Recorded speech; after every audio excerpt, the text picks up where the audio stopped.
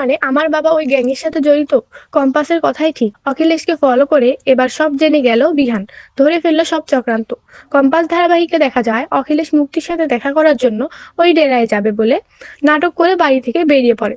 তবে অখিলেশ যে নাটক করে বাড়ি থেকে বের হচ্ছে তা বুঝতে পারে বিহান। বিহান ঋতুজাকে বলে, মা, বাবা এত তাড়াহুড়ো করে এখন কোথায় গেল?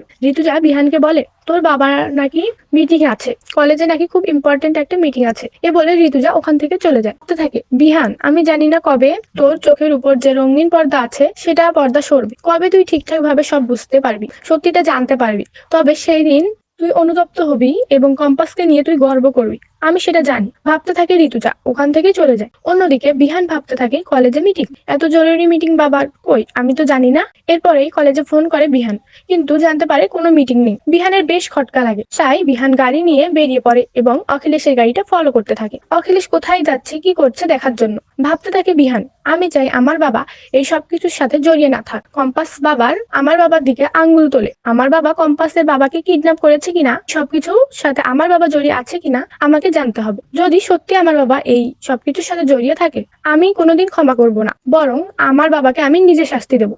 এই বলেই অখিলেশের গাড়িটা ফলো করতে থাকে বিহান এবং একটা সময় বিহান দেখতে পায় অখিলেশ ডেরায় পৌঁছে গিয়ে অন্যদিকে ফোনে কারোর সাথে কথা বলতে থাকে, আর সেটা মুক্তি ছাড়া আর কেউ নয়। আর এরপর অখিলেশ ডেরার মধ্যে ঢুকে যায়। মুক্তি অখিলেশের জন্য অপেক্ষা করতে থাকে, তবে অখিলেশ বুঝতেই পারে না যে বিহান তার পিছু নিয়েছে। বিহান অখিলেশের পিছু নিয়ে ওই ডেরার মধ্যে ঢুকে যায়, তবে আড়ালেই দাঁড়িয়ে থাকে।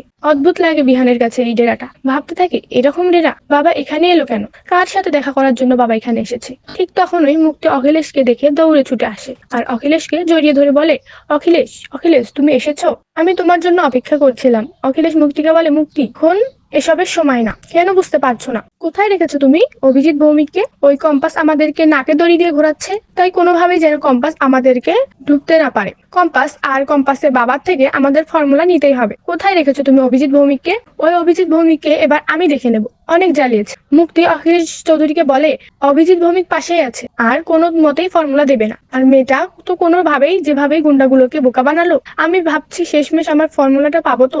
আড়ালে দাঁড়িয়ে সবটাই শোনে বিহান। ভাবতে থাকে, ছি বাবা, ছি, তুমি এত নোংরা, তোমার এতগুলো রূপ, তুমি বাড়িতে এরকম আর বাইরে আরেক রকম। আমি তোমাকে ছাড়বো না বাবা, এই জেরার সন্ধান আমি এবার নিজেই পুলিশকে দেব। কম্পাস কি করবে, কিভাবে বাবাকে উদ্ধার করবে আমি জানি না, তবে আমি আমার বাবার শাস্তি দিবই। এই বলে বিহান পুলিশকে ফোন করে এবং ডেরার অ্যাড্রেস দিয়ে দেয়। তো বন্ধুরা, তোমরা এইটাই চাও তো, এভাবেই যেন বিহান নিজের বাবাকে ধরতে পারে? কমেন্টে জানাতে ভুলো না। ধন্যবাদ।